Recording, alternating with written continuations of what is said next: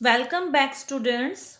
Today we will continue the topic which was earlier discussed in our previous video. In today's video, we will discuss about the techniques of costing. First is historical costing. Historical costing के अंदर हम क्या करते हैं कि जब cost हो जाती है, जब सारे खर्चे हो जाते हैं, तब उसके बाद उन्हें रिकॉर्ड किया जाता है. Second is standard costing. Standard costing क्या है? First of all it is very important. इसमें हम क्या करते हैं, एक स्टैंडर्ड लेके चलते हैं. एक स्टैंडर्ड कॉस्ट हम डिटरमाइन करते हैं. सबसे पहले स्टैंडर्ड कॉस्ट क्या होती है?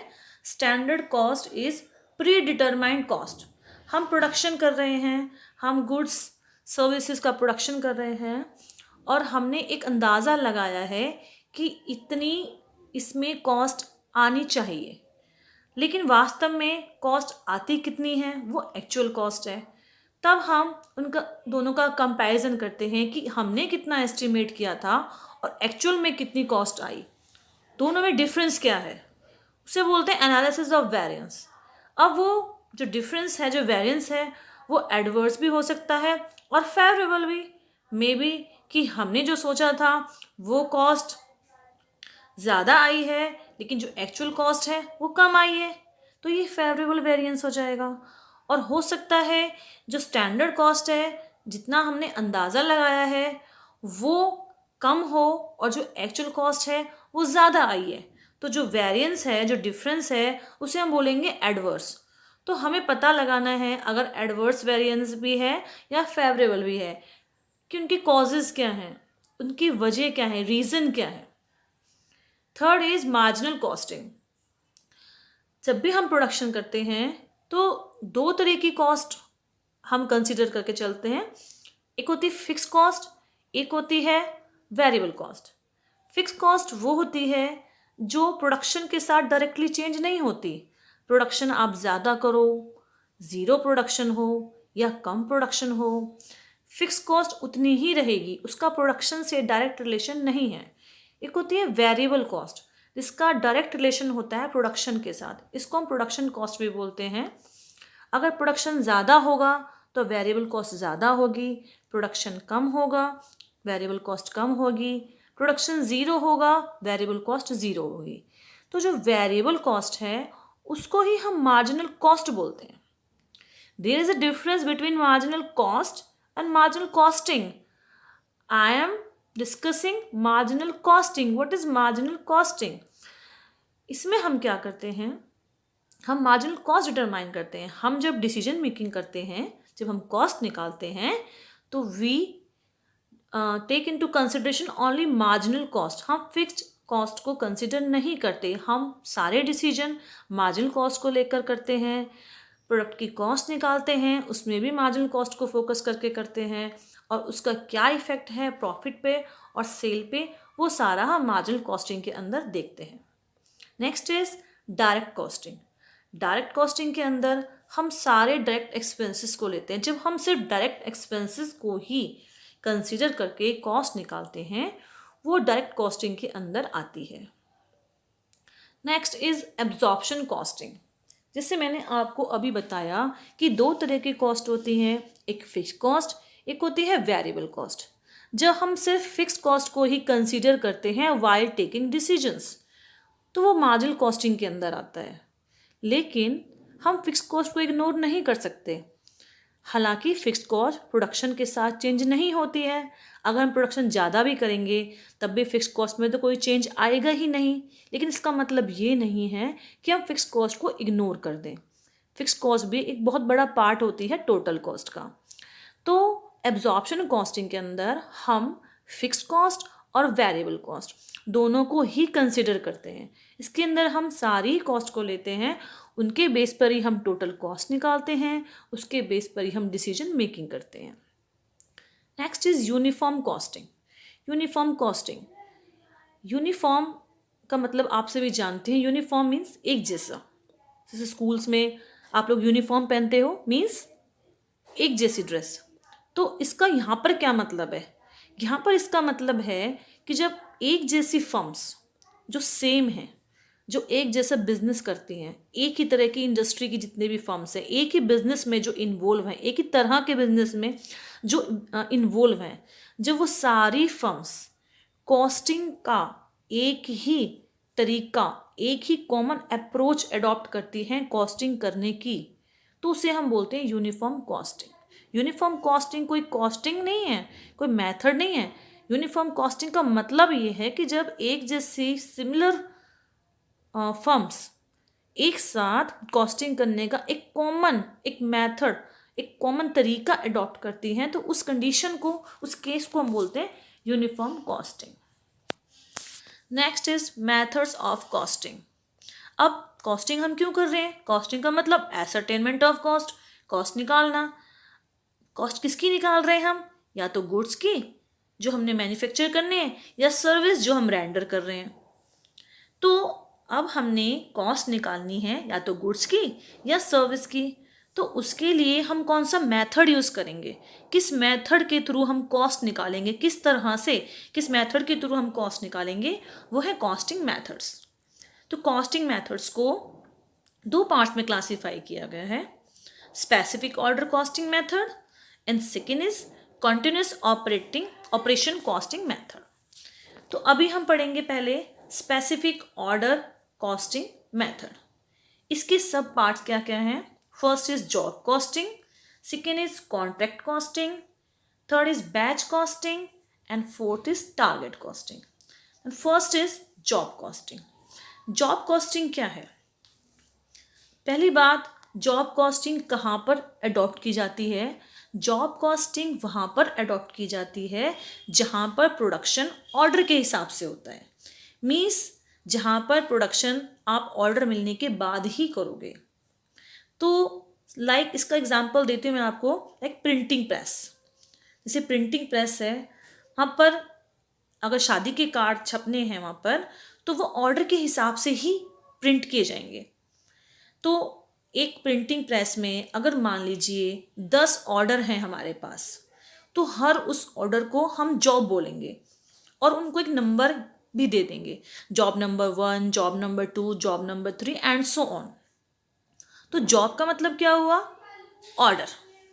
अब जो ऑर्डर हमें मिला है उसकी हमें कॉस्ट निकालनी है, तो उस जॉब की या उस ऑर्डर की जो कॉस्ट निकालनी है, उसके लिए जो हम मेथड यूज करेंगे उसे हम बोलेंगे job costing. Okay, next is contract costing. Contract costing भी जॉब कॉस्टिंग की ही तरह है, लेकिन इसमें और इसमें डिफरेंस है। पहले हम समझते हैं कॉन्ट्रैक्ट कॉस्टिंग क्या है। एक कॉन्ट्रैक्टर है जिसका काम है कॉन्ट्रैक्ट लेना, वो एक साथ बहुत सारे कॉन्ट्रैक्ट ले रहा है, लेकिन और वो काम भी, प्रोडक्शन भी कॉन्ट्रैक्ट के हिसाब से करेगा। मतलब जैसा ऑर्डर मिलेगा ऑर्डर के अकॉर्डिंग ही वो प्रोडक्शन करके देगा। अब एक कॉन्ट्रैक्टर के पास अगर 10 ऑर्डर हैं, तो पहली बात तो लाइकवाइज जॉब कॉस्टिंग वो उन सबको एक नंबर या नेम दे देगा, contact number 1, contact number 2, contact number 3 and so on. और हर कॉन्टैक्ट की उसे अलग से कॉस्ट निकालनी पड़ेगी। जब वो कॉन्टैक्ट की कॉस्ट निकालेगा, उसमें डिजायर्ड प्रॉफिट ऐड करेगा, तभी वो कॉन्टैक्ट प्राइस को फिक्स कर पाएगा। तो कॉन्ट्रैक्ट कॉस्टिंग यूज की जाती है उस पर्टिकुलर कॉन्ट्रैक्ट की कॉस्ट निकालने के लिए। थर्ड है बैच कॉस्टिंग। बैच का मतलब क्या होता है? A group of similar item. ठीक है, तो बैच कॉस्टिंग हम कहाँ अडॉप्ट करते हैं?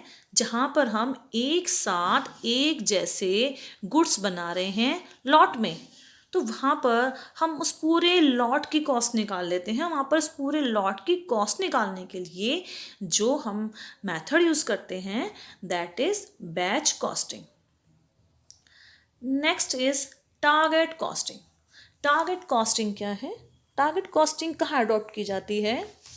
कई बार अगर हम, जैसे मैंने आपको बताया कि हम सेलिंग प्राइस कैसे फिक्स करते हैं, सबसे पहले हम कॉस्ट कैलकुलेट करते हैं। कॉस्ट कैलकुलेट करने के बाद उसमें हम डिजायर्ड प्रॉफिट ऐड करते हैं, उसके बाद हम सेलिंग प्राइस फिक्स करते हैं। जैसे कि हमने कोई गुड्स बनाया, कोई गुड्स प्रोड्यूस किया है, उसमें खर्चा आया है 8 रुपये। अब उस 8 रुपये में हम 2 रुपये प्रॉफिट ऐड करके सेलिंग प्राइस हमने उसका 10 रुपये फिक्स कर दिया। अब हो सकता है कि हमारी कॉस्ट 10 रुपये आई है, लेकिन जो कॉम्पिटिटर है उसकी कॉस्ट हमारा सेलिंग प्राइस हमने 10 फिक्स किया है क्योंकि हमारी कॉस्ट 8 आई है और 2 रुपये हमने उसमें डिज़ायर्ड प्रॉफिट ऐड किया है। बट मे बी हमारे कॉम्पिटिटर ने कॉस्ट इससे भी कम कॉस्ट पर उस गुड्स को प्रोड्यूस कर लिया हो, जैसे कि उसकी कॉस्ट 7 रुपये आई है तो उसने 2 रुपये उसमें डिज़ायर्ड प्रॉफिट ऐड करके 9 रुपये उसका सेलिंग प्राइस है। तो उस केस में हम कंपटीशन से आउट हो जाएंगे। तो टारगेट कॉस्टिंग हम तब अडॉप्ट करेंगे, हम क्या करेंगे, हम पहले सेलिंग प्राइस फिक्स करेंगे। सेलिंग प्राइस कैसा होगा? सेलिंग प्राइस होगा कस्टमर की रिक्वायरमेंट के हिसाब से। हम मार्केट सर्वे करेंगे, मार्केट सर्वे करके हम ये जानेंगे कि कस्टमर कितना पे कर सकता है, उसकी पेइंग कैपेसिटी के हिसाब से हमने सेलिंग प्राइस फिक्स कर लिया। जैसे हमने सेलिंग प्राइस फिक्स कर लिया 10 रुपीज़। अब इसमें से आप जितना आपको प्रॉफिट चाहिए आप वो लेस कर दीजिए। इसमें से हमें 2 रुपये प्रॉफिट चाहिए तो हमने 2 रुपये प्रॉफिट लेस कर दिया। तो कॉस्ट अब कितनी आनी चाहिए? 8। तो इसमें हम रिवर्स चलेंगे, पहले हमने कॉस्ट नहीं निकाली, फिर प्रॉफिट ऐड करके सेलिंग प्राइस नहीं निकाला। इसमें पहले हमने सेलिंग प्राइस फिक्स किया, उसमें से हमने अपना प्रॉफिट लेस किया, तब हमारे पास जो आई है डिज़ायर्ड कॉस्ट आई है। अब हमने जितने भी अपने सारे एफर्ट्स लगाने हैं कि हमारी जो कॉस्ट है वो इससे ज़्यादा ना आए। ये है टारगेट कॉस्टिंग। नेक्स्ट मेथड है कॉन्टिन्यूस ऑपरेशन कॉस्टिंग। इसके अंदर कौन कौन से आती है method? First is process costing. Process costing कहाँ पे यूज़ की जाती है? प्रोसेस कॉस्टिंग वहाँ पर यूज़ की जाती है जहाँ पर प्रोडक्शन का काम बहुत सारी प्रोसेस से होकर गुजरता है। जैसे हमने कोई प्रोडक्ट बनाना है तो वो एक प्रोसेस में बनकर तैयार नहीं होगा, उसको पहले प्रोसेस ए में डालेंगे, प्रोसेस ए में से रेडी होने के बाद प्रोसेस बी में जाएगा, फिर वहाँ से प्रोसेस सी में जाएगा, इस तरह से। तो प्रोसेस कॉस्टिंग वहाँ पर यूज़ की जाती है जहाँ पर प्रोडक्शन बहुत सारी प्रोसेस से होकर गुजरता है और हमें वहाँ पर उस प्रोडक्ट की टोटल कॉस्ट कैसे निकालेंगे, उसके लिए हमें हर प्रोसेस की अलग से कॉस्ट निकालनी पड़ेगी, तब जाके हम टोटल कॉस्ट निकालेंगे। तो वो प्रोसेस कॉस्टिंग उसके अंदर हम यूज़ करते हैं। नेक्स्ट इज सिंगल और आउटपुट कॉस्टिंग। ये वहाँ पर यूज़ होती है जहाँ पर यूनिट्स हमारी आइडेंटिकल होती हैं, सेम होती हैं। ऑपरेटिंग कॉस्टिंग, ऑपरेटिंग कॉस्टिंग हम वहाँ पर यूज़ करते हैं जहाँ पर हमने सर्विसेज की कॉस्ट निकालनी है। लाइक आप जा रहे हैं बस में, आपसे फेयर लिया जाता है, किराया लिया जाता है। अगर आपसे 20 रुपीज़ लिए गए हैं किराया, तो वो 20 रुपीज़ कैसे फिक्स किए गए, आपको जो सर्विस दी गई उसकी कॉस्ट कैसे निकाली गई, वो ऑपरेटिंग कॉस्टिंग के थ्रू की जाती है। जैसे आप होटल में खाना खाते हैं, आप सिनेमा जाते हैं मूवी देखने के लिए, या आप ट्रांसपोर्टेशन सर्विस ले रहे हैं, तो ये उनकी कॉस्ट हम कैसे निकालते हैं? ऑपरेटिंग कॉस्टिंग के अंतर्गत। डिपार्टमेंट कॉस्टिंग, हर डिपार्टमेंट की अलग कॉस्ट निकालने के लिए। और मल्टीपल कॉस्टिंग होती है जब हम एक साथ बहुत सारी मेथड्स को यूज़ करके हम कॉस्ट निकालते हैं, उसे हम बोलते हैं composite costing. Next is importance of cost accounting. अब हम कॉस्ट अकाउंटिंग के बारे में पढ़ रहे हैं, बट इसका यूज़ क्या है, इसकी इम्पोर्टेंस क्या है? हम कॉस्ट अकाउंटिंग के through first is control on wastage of material and labour. हमने कॉस्ट अकाउंटिंग हम कर रहे हैं, हम रिकॉर्ड कर रहे हैं सारे खर्चों को, हम कॉस्ट कैलकुलेट कर रहे हैं। अगर हमारी कॉस्ट ज़्यादा आती है, हमें पता लग जाता है वेरिएंसेस का, तो हम उससे अपने मटेरियल और लेबर की वेस्टेज को कंट्रोल कर सकते हैं। Second, economy in cost. जैसे मैंने आपको बताया कि हम कॉस्ट में कमी कर सकते हैं। बजटरी कंट्रोल क्या है कि इसमें पहले हम एक बजट बना लेते हैं कॉस्ट को लेकर के कि इतना बजट है, कॉस्ट इतनी आनी चाहिए।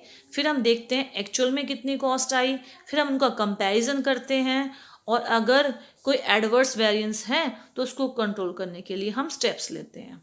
कॉस्ट कंपैरिजन, हम सिमिलर फर्म्स का कंपैरिजन कर सकते हैं, हम देख सकते हैं कि हमारे कॉम्पिटिटर की क्या कॉस्ट है, हमारी क्या कॉस्ट है, इसमें हमें कितनी सुधार की ज़रूरत है। यूज़ इन पॉलिसी डिसीजंस, अगर कोई प्रॉब्लम है हमारी फर्म्स के अंदर तो हम उसके लिए कोई पॉलिसी बना सकते हैं।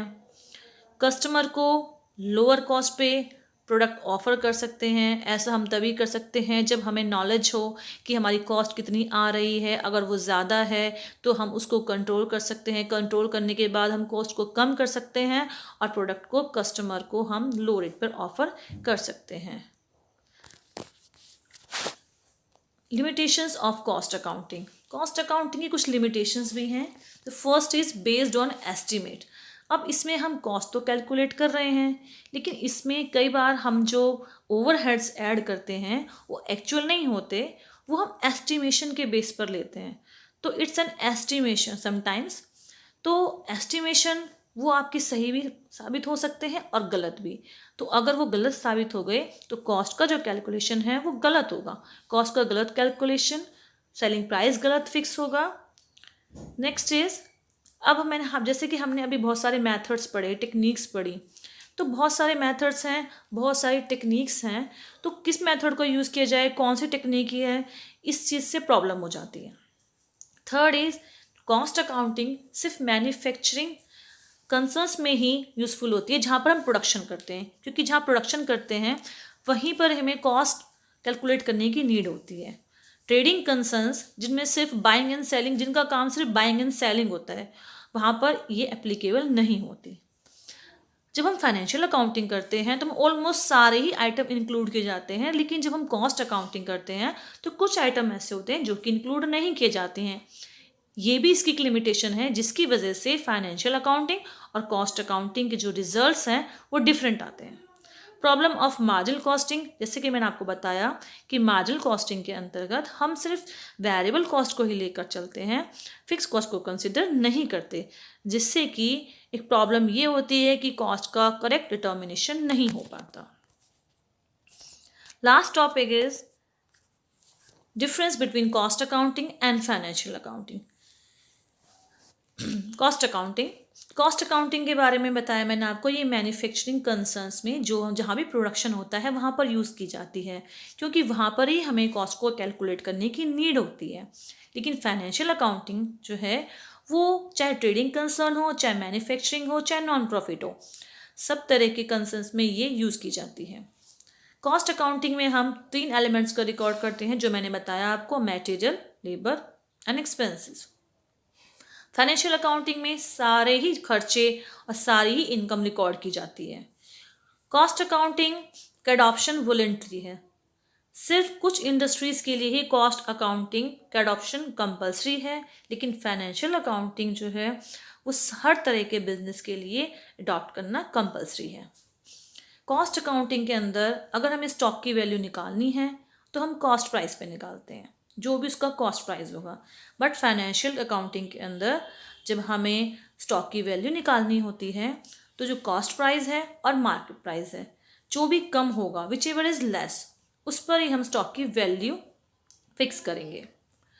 कॉस्ट अकाउंटिंग के अंदर कॉस्ट कंपैरिजन पॉसिबल है, फाइनेंशियल अकाउंटिंग के अंदर कॉस्ट का कंपैरिजन पॉसिबल नहीं है, या ये कहिए कि ईजी नहीं है। जब हमें टेंडर प्राइस कैलकुलेट करना होता है तो कॉस्ट अकाउंटिंग की हेल्प से ईजीली हम टेंडर प्राइस कैलकुलेट कर सकते हैं, लेकिन फाइनेंशियल अकाउंटिंग के अंदर टेंडर प्राइस कैलकुलेट नहीं किया जाता। कॉस्ट अकाउंटिंग के अंदर हमारा मेन फोकस 3 एलिमेंट पर होता है, मटेरियल, लेबर एंड एक्सपेंसेस, और उन पर ही हम कंट्रोल इजीली कर सकते हैं। फाइनेंशियल अकाउंटिंग के अंदर कैश और फाइनेंशियल पोजीशन पर ही ज़्यादा फोकस किया जाता है। Thank you.